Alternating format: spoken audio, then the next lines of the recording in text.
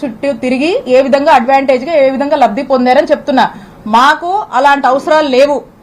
మేము అలా రాజకీయాల వల్ల లబ్ధి పొందాలనో రాజకీయాల వల్ల అడ్వాంటేజ్ అవ్వాలనో మేము అనుకోలే. మేము పూర్తిగా ప్రజాసేవ చేయాలనుకుంటాము, నిజాయితీగా వచ్చి సేవ చేయాలనుకున్నాం. మా నిజాయితీయే మా బలం, మా నిజాయితీయే మమ్మల్ని కాపాడుతుంది.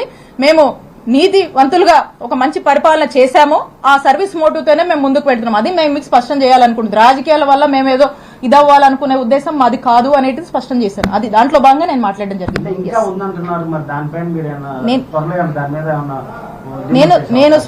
నేను స్పష్టంగా చెప్పాను, విషయాలు చెప్పాను. దాని డీటెయిల్స్ కూడా అఫీషియల్ గానే గవర్నమెంట్ దగ్గర ఉంటాయి. ఇంకా దాని గురించి ఎందుకు చెప్పాను కదా. Yes, next.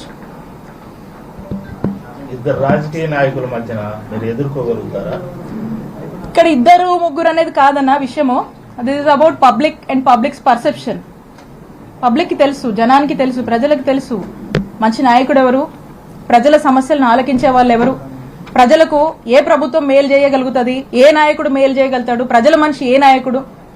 జగన్మోహన్ రెడ్డి గారంటేనే జనం ఎంతో ఆదరణ, ఎంతో మంది ప్రేమ అభిమానాలు జగన్మోహన్ రెడ్డి గారికి ఉన్నాయి, మా నాయకుడికి ఉన్నాయి.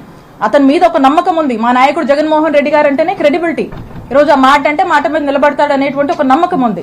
అలాంటి నమ్మకం ఉన్నటువంటి మనుషుల కోసం ఆ నమ్మకున్నటువంటి నాయకుడు ఖచ్చితంగా ఒక మంచి నాయకుడుగా మా నాయకుడికి పేరుంది. అదే మా బలం, అదే ప్రజలు అదే నమ్మకాన్ని, అదే ప్రేమని, అదే ఆదరణని మాకు చూపిస్తున్నారు. కాబట్టి ఇక్కడ ఉన్నటువంటి మా చిలుకూరుపేట నియోజకవర్గ ప్రజలందరికీ కూడా మా పట్ల ఒక మంచి ఆదరణ ఉంది. కాబట్టి అదే మా బలంగా మేము భావిస్తున్నాం. ఇద్దరు కాదు, ముగ్గురు గారు, ఇంకెవరన్నా రాని, ఒకరికి ఇద్దరు ఉన్నారు, ఇద్దరికి ముగ్గురు ఉన్నారు. చూస్తున్నాం కదా రాజకీయాలు. సో కాబట్టి ఏదైనామైనప్పటికీ ప్రజలకు తెలుసు, they are very smart and they know what is what అనేది. ఇన్ని సంవత్సరాల తర్వాత బయట పెట్టడానికి కారణం ఏంటంటే లావు మధ్య మీ మధ్య ఇంత విభేదాలు ఉంటే అధికార మీ పార్టీ ఉన్నప్పుడు కానీ ఇప్పుడు కానీ ఇన్ని సంవత్సరాల తర్వాత ఈ రోజు బయట పెట్టడానికి కారణం ఏం చెప్తారు? ఇందాక అదే నా మాటలో చెప్పాను. ఎప్పుడు నేను అనుకునేదాన్ని ఇది నేను మాట్లాడాల్సినటువంటి పరిస్థితి ఎప్పుడు నాకు రాకూడదని నేను అనుకునేదాన్ని. కానీ ఈ రోజు అదే నేను అప్పుడు మా పార్టీ ఇంటిగ్రిటీ కోసం నేను మాట్లాడలా. ఈ రోజు కూడా నేను మాట్లాడాలనుకోలే. నిజంగా దీన్ని నేను మాట్లాడాలనుకుంటే రాజకీయంగా దీని రాజకీయాల కోసం మాట్లాడాలనుకుంటే వారు పార్టీ మారినప్పుడు నేను మాట్లాడి ఉండొచ్చు. కృష్ణదేవరాయ గారు టీడీపీలోకి వెళ్ళినప్పుడు నేను మాట్లాడి ఉండొచ్చు. లేదా మంచి పీక్ ఎన్నికల క్యాంపెయిన్ లో కూడా నేను ఇది మాట్లాడి ఉండొచ్చు.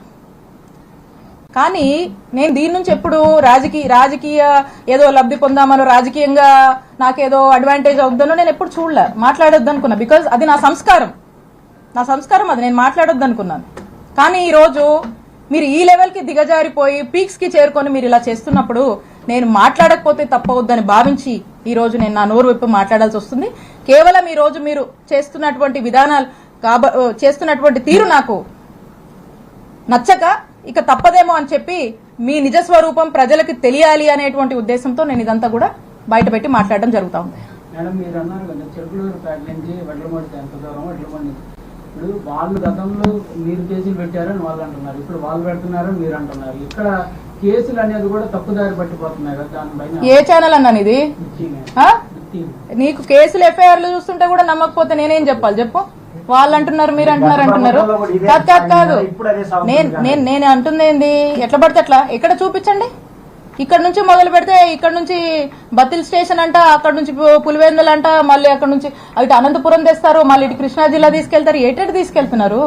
ఎప్పుడైనా విన్నారా ఇది? బిఎన్ఎస్ 111 సెక్షన్ ఆర్గనైజ్ క్రైమ్ ఎప్పుడైనా విన్నారా మా టైంలో? మీరు ఇది వినలేదు కదా. మేము చేయలేదు అలాగా. వాళ్ళు చెప్పేదానికి దీనికి పొంతం లేదు అసలుకి. మేమన్నీ ఎఫ్ఐఆర్లు, సాక్ష్యాలు ఏం జరుగుతుందో మీరు రెగ్యులర్ పాలిటిక్స్ ఫాలో అవుతున్నారు కదా, మీ క్లారిటీ ఉండాలి. లేకపోతే చెప్పండి ఏ కేసు ఏందో, మాకు దాని గురించి కూడా కూర్చొని మాట్లాడుకుందాం. కాబట్టి కళ్ళకు కట్టినట్టుగా రెడ్ బుక్ పాలిటిక్స్ ఏ విధంగా రాజ్యం వెళ్తున్నాయి అనేది మనకు స్పష్టం అవుతుంది. ఇంకా కూడా మీకు అర్థమవుతుందంటే you have to update. Yes, next. మీరు ఇప్పుడు అన్నారు కదా నెక్స్ట్ కంపల్సరీగా మా ప్రభుత్వం వస్తుంది, మేము కూడా చూపిస్తామని అంటున్నారు. కాబట్టి నేను అంటుంది చూపిస్తామంటే వరుస పెట్టి ఇట్లా చేస్తామని నేను అంటలేదు.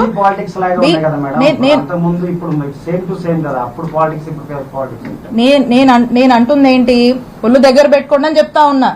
అధికారం ఉందని అధికారం దుర్వినియోగం చేసి ఇష్టానికి చేయొద్దని చెప్తా ఉన్నా. ఇష్టం వచ్చినట్టు చేస్తే ప్రజలు తీర్పిస్తారు. వెన్ టైమ్ కమ్ పీపులే సమాధానం చెప్తారు. సో కాబట్టి ఆ రోజు కూడా వాళ్ళు ఫేస్ చేయాల్సి ఉంటుంది. That's what I'm telling. Right, next. Legal గా మాకు ఇన్స్టిట్యూషన్స్ మీద నమ్మకం ఉంది. ఏదున్నా లీగల్ గా ఫైట్ చేస్తాము, న్యాయ పోరాటం చేస్తాము. నాకు మాకు ఒక పార్టీ ఉంది, మా నాయకుడు ఉన్నాడు, వాళ్ళ సపోర్ట్ ఉంది, ముఖ్యంగా ఈ అన్నిటికన్నా మాకు ప్రజల సపోర్ట్ ఉంది కాబట్టి ఖచ్చితంగా విల్ ఫేస్ ఇట్. ఏం చేస్తారు మా అయితే ఏం చేస్తారు? అరెస్ట్ చేస్తారు, తీసుకెళ్తారు, ఆ తర్వాత ఏం చేస్తారు? చంపరుగా. Will face it. Okay, thank you.